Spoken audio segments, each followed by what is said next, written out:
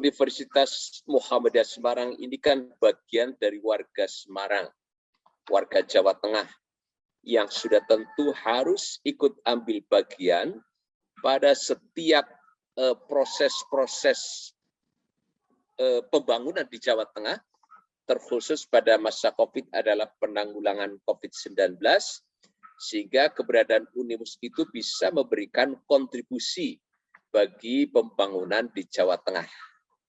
Filosofinya itu, sehingga sejak tahun 2020 ketika COVID pertama kali muncul di bulan Februari, kemudian Maret, kami di Universitas Muhammadiyah Semarang sudah dibentuk Satgas Penanggulangan COVID, yang selalu Satgas ini berkoordinasi dengan Dinas Kesehatan Kota Semarang.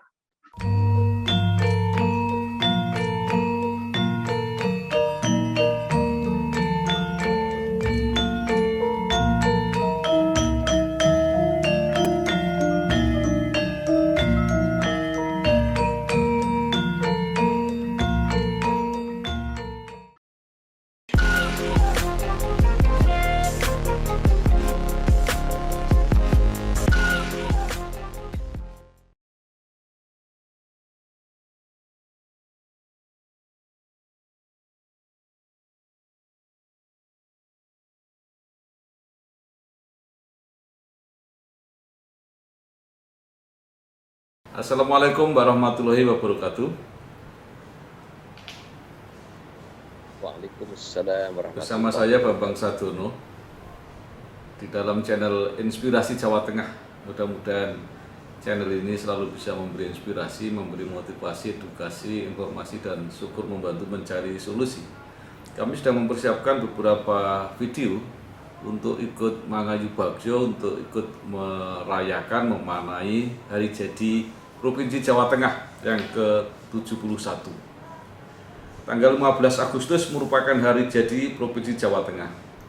Momentum hari jadi biasanya menjadi waktu yang sangat tepat untuk mengevaluasi diri, sampai mana perjalanan yang sudah ditempuh, sambil memetakan perjalanan ke depan yang harus direncanakan untuk mencapai sasaran yang sudah diprogramkan.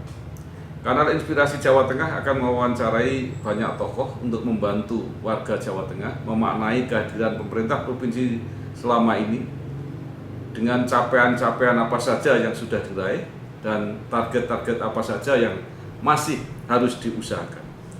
Saya sudah bersama dengan Profesor Dr. Masruki MPD, Rektor Universitas Muhammadiyah Semarang, yang sekaligus juga guru besar di Universitas Negeri Semarang, itu ya. Ya, alhamdulillah, syukurulillah. Baik, Prof. Saya membaca informasi bahwa Unimus ini juga ikut langsung berperan dalam menghadapi pandemi COVID, khususnya di Jawa Tengah, antara lain dengan memfasilitasi vaksinasi massal dan juga bahkan termasuk menyediakan lokasi untuk isolasi yang berkapasitas 100 orang. Ini bisa dijelaskan, Prof, mengapa ada kegiatan ini? Pertama, Universitas Muhammadiyah Semarang ini kan bagian dari warga Semarang, warga Jawa Tengah, yang sudah tentu harus ikut ambil bagian pada setiap proses-proses pembangunan di Jawa Tengah, terkhusus pada masa COVID adalah penanggulangan COVID-19, sehingga keberadaan Unimus itu bisa memberikan kontribusi bagi pembangunan di Jawa Tengah.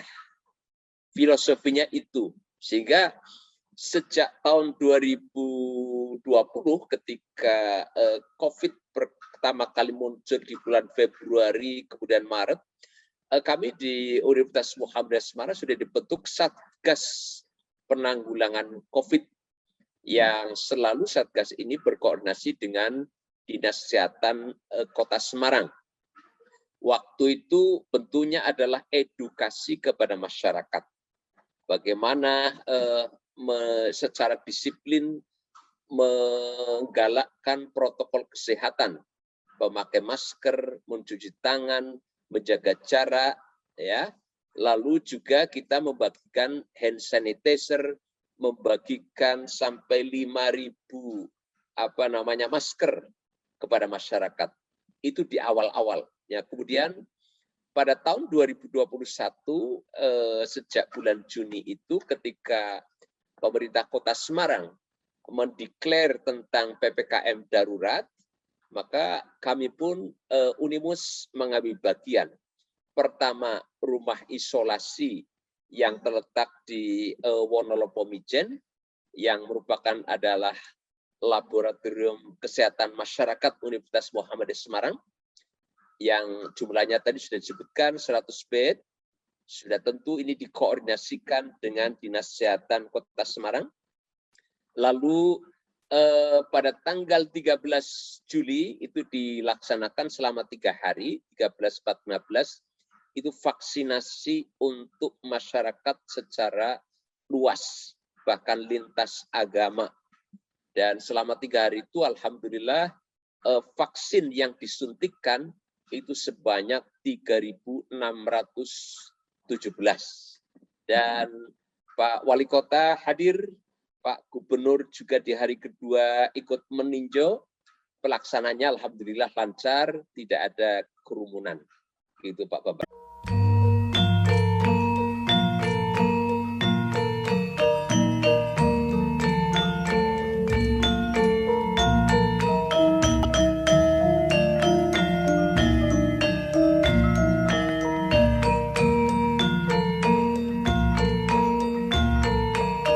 Prof, Gubernur Jawa Tengah kan pernah ya ketika pandemi ini sedang daruratnya sehingga para nakes sampai kewalahan itu meminta mahasiswa kedokteran juga mau sukarela membantu. Apakah ada juga yang dari Unimus, Prof?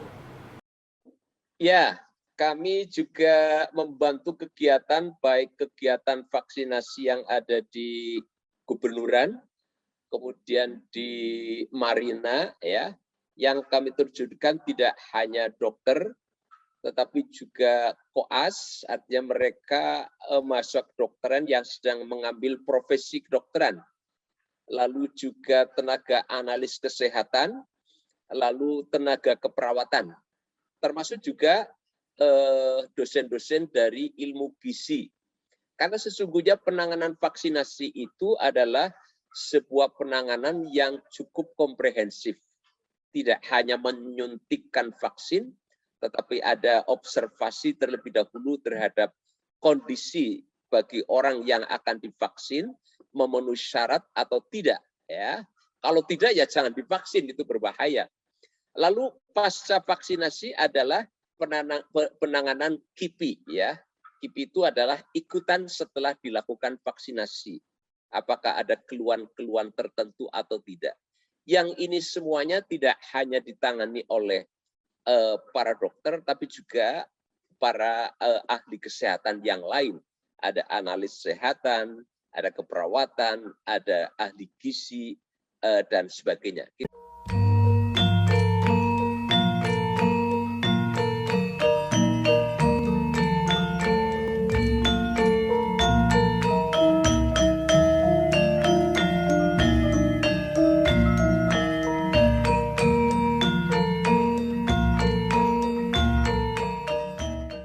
Prof, sekarang secara umum kan ada tren bahwa pandemi ini termasuk di Jawa Tengah ini mulai menurun ya, walaupun saya tidak tahu cukup signifikan atau baru melandai tipis seperti itu. Ini sudah terasa nggak? Artinya apa yang dilakukan misalnya isolasi yang dilakukan oleh Unimus atau mungkin tenaga-tenaga yang diperbantukan itu mulai menurun gitu? Ya, memang dirasakan tidak hanya rumah isolasi di Unimus, tapi juga kamar-kamar isolasi di Rumah Sakit Wongsonegoro, Pak Bambang. Jadi ada penurunan.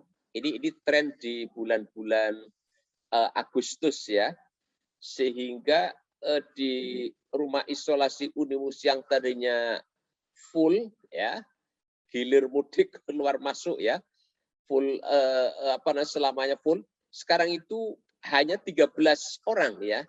Hanya 13 orang. Artinya ada kamar-kamar bed-bed yang kosong. Ini sebuah indikator bahwa terjadi penurunan penularan COVID, yang berarti bahwa upaya pemerintah Jawa Tengah dan Kota Semarang di dalam pengendalian penularan COVID ini di bulan-bulan ini mengalami keberhasilan, ya saya katakan secara signifikan ya, karena memang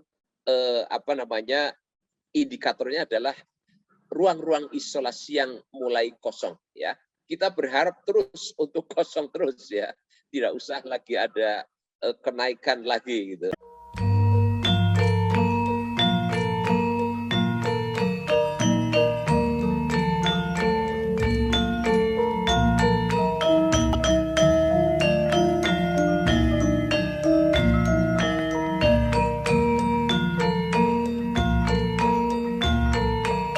Kita kan punya pengalaman, dulu sudah pernah turun tapi kemudian naik lagi. Nah, Unimus ini kan juga punya program-program edukasi di luar mungkin pengobatan, vaksinasi dan sebagainya. Nah, ini kira-kira edukasi apa kepada masyarakat yang perlu diberikan atau apakah masih diberikan oleh Sivitas Akademika Unimus ini supaya untuk mencegah tidak kembali naik seperti pengalaman kita, Prof. Ya, saya melihat secara komprehensif sesungguhnya pengendalian COVID ini ada dua kunci utama. Pertama, pemerintah yang tegas melalui kebijakan yang tegas, transparan dan berkeadilan. Saya katakan berkeadilan kenapa? Seperti kita dengar bersama pada saat masyarakat Indonesia disuruh lockdown di rumah, stay at home di rumah, work from home di rumah, malah warga negara asing pada berdatangan ke Indonesia. Ini barangkali yang perlu dievaluasi ya, artinya supaya kebijakan pemerintah ini memperoleh trust, kepercayaan dari masyarakat. Jadi ada kebijakan tegas, transparan dan berkeadilan. Lalu berkeadilan ini juga siapapun yang melanggar harus ditindak dengan punishment yang sama. Nah, kalau kemarin masih ada beda-beda ya, kalau kita amati saya sebutkan lah. Kemudian setelah pemerintah yang tegas adalah masyarakat yang harus patuh dan sadar. Dengan kata lain, perlu ada kepatuhan dan kesadaran masyarakat yang tinggi. Bentuknya apa? Bentuknya adalah disiplin menggunakan prokes dalam kehidupan sehari-hari. Memakai masker, memakai hand sanitizer atau cuci tangan, menjaga jarak, mengurangi kerumunan, lalu mengurangi mobilitas. Ya. Nah, kemudian untuk menuju kepada imunitas, herd immunity, itu kan catatan daripada ahli kesehatan itu harus tercipta 70% masyarakat Indonesia yang tervaksinasi. Sementara ini Semarang baru 30% menurut Pak Wali Kota. Lah ini kita perlu memberdayakan ya. Lembaga sosial, berdayakan, lembaga agama, lembaga pendidikan, lembaga media. Nah, apa yang dilakukan oleh Universitas Muhammadiyah Semarang di dalam melakukan edukasi ke masyarakat? Pertama, melalui agen-agen keluarga besar Unimus yang notabene adalah menjadi tokoh di tengah-tengah masyarakat. Menjadi kiai, menjadi ustadz, itu jangan menyampaikan dakwah kepada masyarakat yang kontraproduktif terhadap protokol kesehatan. Sebab kita paham bersama di masyarakat masih ada yang meragukan keberadaan COVID ya. Itu dianggap sebagai rekayasa dan seterusnya ya. Kita yakinkan COVID itu betul ada. Lalu yang kedua juga masyarakat masih ada yang meragukan vaksinasi. Isu muncul, katanya kalau divaksin nanti 5 tahun meninggal. Padahal itu kan hal-hal tidak benar. Dan kalau itu yang bicara adalah kiai, ya, di tengah-tengah masyarakat, itu akan menjadi tuntunan dan dipegang teguh. Dan itu sangat berbahaya.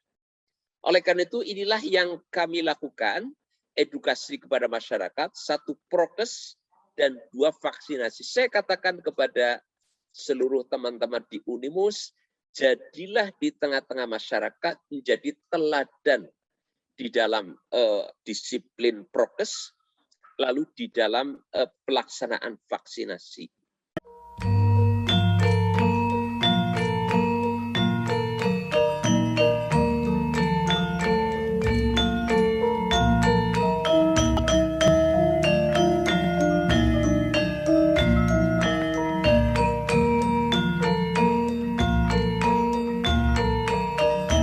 Gitu, Prof. Masruki, ternyata kan Unimus ini tidak sekarang saja ketika masyarakat menghadapi pandemi kemudian ikut terjun membantu masyarakat karena sering juga dilakukan untuk membantu memecahkan persoalan masyarakat.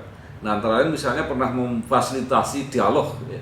Kalau saya baca-baca di pemberitaan itu antara pemerintah, DPRD, ilmuwan dan masyarakat, ya, pada saat terjadi pro kontra pembangunan pabrik semen di masyarakat. Jadi diskusinya justru di Unimus. Nah, ini sebenarnya apa ini kebijakan yang diambil oleh Unimus ini?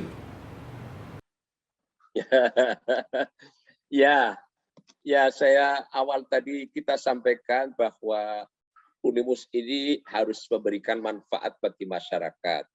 Unimus ini bagian dari Kota Semarang, bagian dari Jawa Tengah. Oleh karena itu dengan potensi yang ada, sesuai dengan proporsinya, hendaklah Unimus ini memberikan kontribusi pemecahan masalah bagi persoalan-persoalan yang muncul di masyarakat. Dan memang ketika masalah pabrik semen yang terjadi di Rembang itu kan ya, bisa dikatakan mengarah kepada konflik horizontal, ya.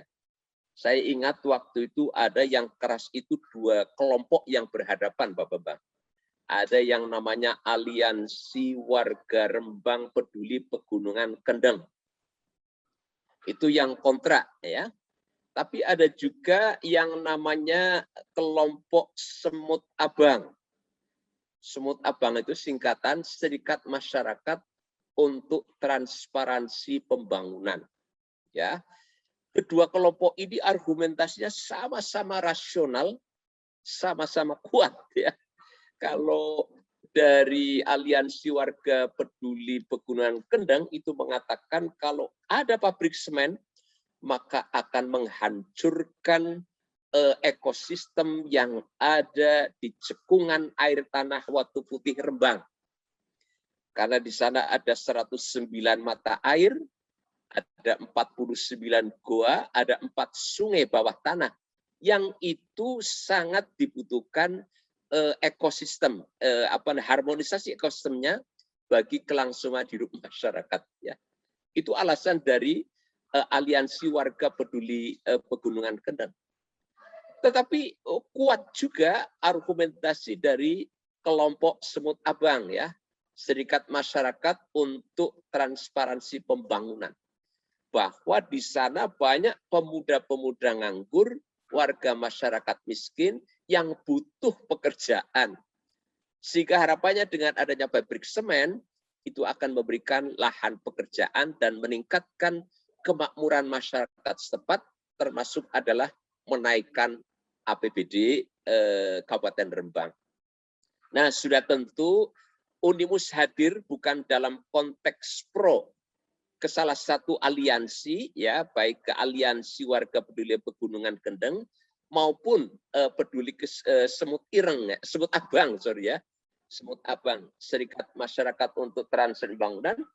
Tetapi yang penting adalah dicari solusi terbaik, win-win solution, ya, yang sudah tentu itu diambil nanti kebijakan oleh pemerintah, yaitu berdiri pabrik semen, tetapi tanpa merusak lingkungan yang ada di sekitar Rembang itu. Sehingga harmoni ekosistem itu terjaga, sementara kekayaan alam yang bisa dieksplorasi untuk kemakmuran rakyat itu juga bisa dilakukan. Dan itu dasarnya adalah sustainable development, pembangunan yang berkelanjutan. Kira-kira itu Pak Bambang.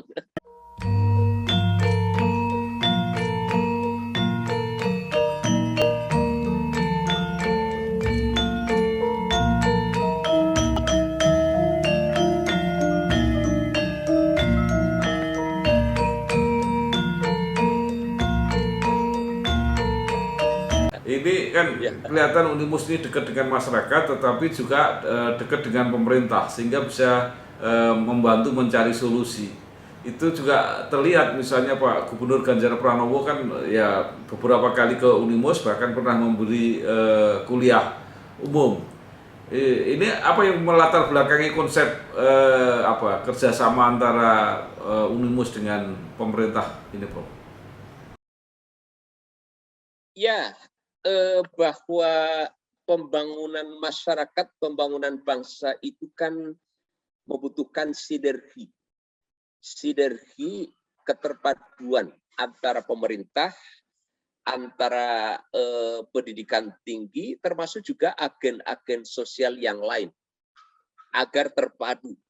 Sehingga sebuah program pembangunan bisa digotong bersama oleh berbagai pihak, sudah tentu saya katakan sesuai dengan porsinya masing-masing.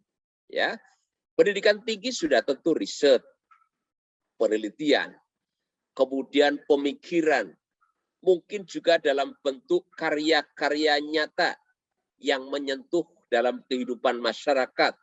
Ya, mungkin juga kritik terhadap kebijakan pemerintah Pemprov. Dan kebetulan kedua pimpinan kita ini, baik Pak Gubernur maupun Pak Wali Kota, ini orangnya sangat open-minded ya, mudah sekali untuk diberikan masukan, bahkan media sosial kedua beliau ini juga selalu terbuka 24 jam, sehingga kita ini bisa menyampaikan sesuatu yang bisa bermanfaat, yang dirasa perlu dikritik kebijakan pemerintah Provinsi Kota ini, untuk menjadi lebih baik. Ini beliau berdua itu sangat concern terhadap masukan-masukan yang diberikan oleh masyarakat Jawa Tengah. Nah, jadi PDKT memang sinergisme di antara berbagai komponen di Jawa Tengah, di Kota Semarang ini harus diciptakan sedemikian rupa. Itulah lalu Unimus ya selalu dekat dengan Pak Gubernur, selalu dekat dengan Pak Wali Kota gitu.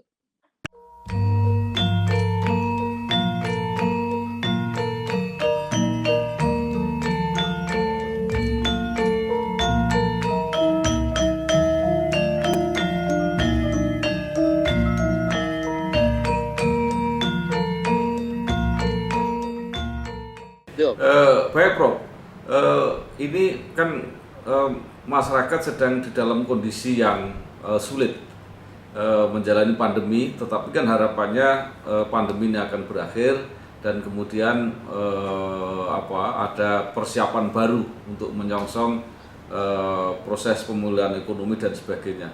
Nah, apa saran dari Prof Masluki atau dari Unimus kepada masyarakat maupun kepada pemerintah untuk mempersiapkan supaya mereka tetap bersemangat menyongsong situasi yang normal kembali? Ya, pertama memang kondisi kita dalam kondisi yang serba sulit. Sementara nyawa itu merupakan nomor satu, hal yang nomor satu ya. Sesuai dengan amanat konstitusi, itu kan tujuan negara yang nomor satu adalah melindungi segenap bangsa dan seluruh tumpah darah Indonesia. Ini nyawa. Tentang kesejahteraan umum setelah itu, tentang mencerdaskan kehidupan bangsa setelah itu. Jadi kebijakan PPKM darurat ya, lalu sekarang PPKM level 4, dalam pandangan saya sudah sangat tepat, meskipun ya, dikritik sana sini itu biasa. Nah, sekarang yang penting digerakkan adalah bagaimana membangun empati dan simpati masyarakat, seluruh masyarakat. Artinya begini, masyarakat ini kan ada kelompok menengah, ada kelompok atas. Ada kelompok yang memiliki gajian, ada yang mendapatkan pendapatan bulanan yang tidak terdampak langsung dari kondisi pandemi. Ini bagaimana menolong sesama tetangga dan warga RT-nya agar mereka itu bisa tetap eksis, bisa tetap hidup.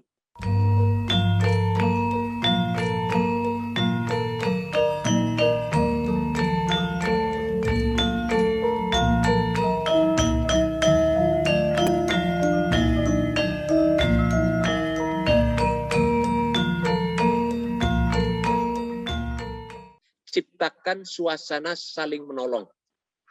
Nah, yang saya usulkan, konsep jago tangga dari Pak Ganjar itu bagus, ya.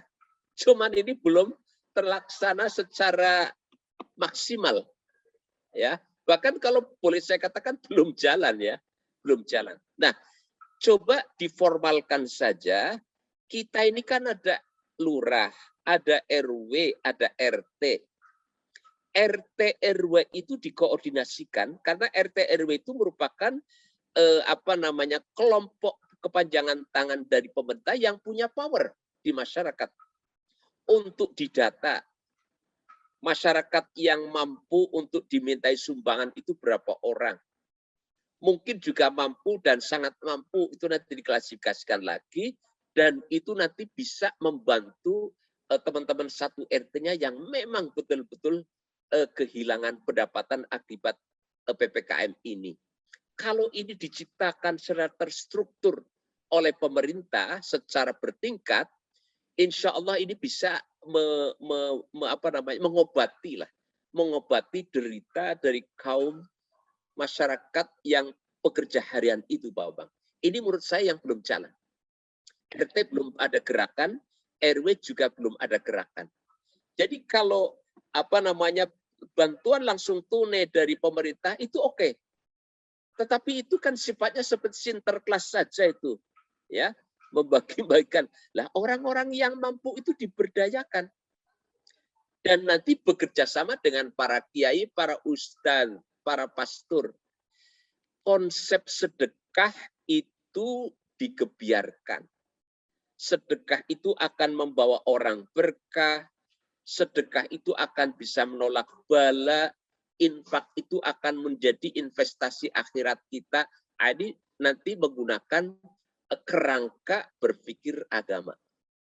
Kalau ini bisa dilakukan, insya Allah itu ya sudah tentu selain yang sudah dilakukan sangat banyak oleh pemerintah. Cuman ini saya mengusulkan ini dilakukan, berdayakan RT RW untuk mempunyai perencanaan secara matang terstruktur penanganan bagi masyarakat yang pekerja harian.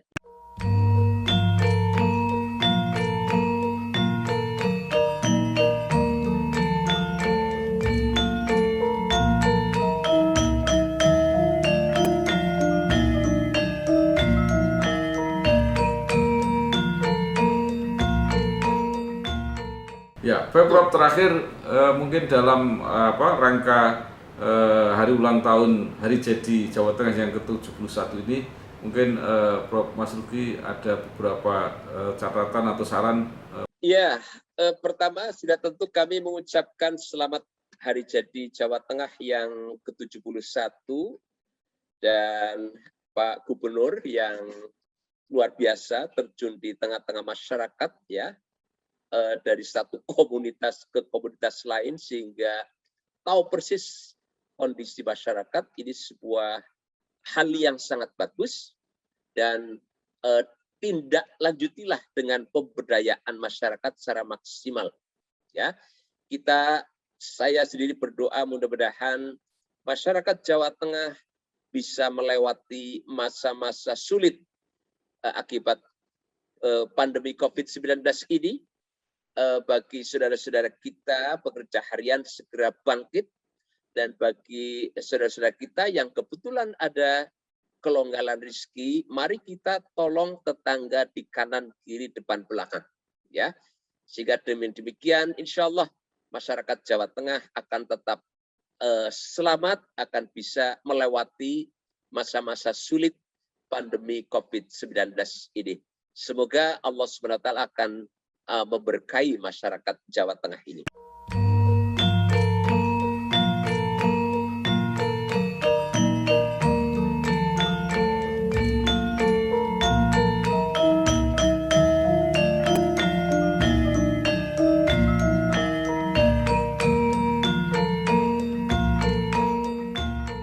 Baik, terima kasih sekali Profesor Dr. Masruki MPD, Rektor Universitas Muhammadiyah Semarang dan Guru Besar Universitas Negeri Semarang yang telah memberi saran. Mudah-mudahan masyarakat Jawa Tengah tentu bersama pemerintah Provinsi Jawa Tengah bisa melalui masa-masa sulit ini dengan saling membantu. Terima kasih sekali lagi Prof. Matur nuwun. Wassalamualaikum warahmatullahi wabarakatuh.